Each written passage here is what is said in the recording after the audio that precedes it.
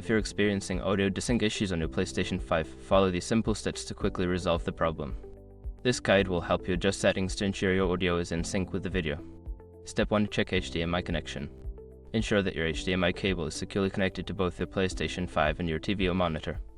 A loose connection can cause audio and video to become desynchronized.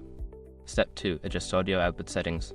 Go to the PS5 home screen, navigate to Settings, then select Sound.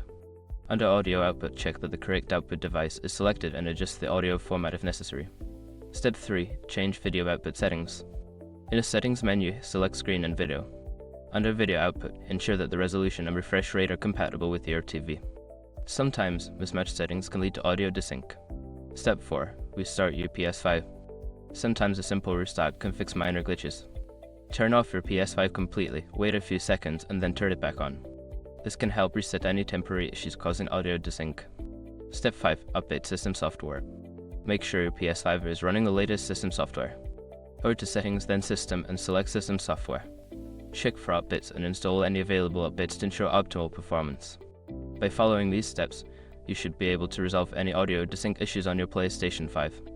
If problems persist, consider reaching out to PlayStation support for further assistance.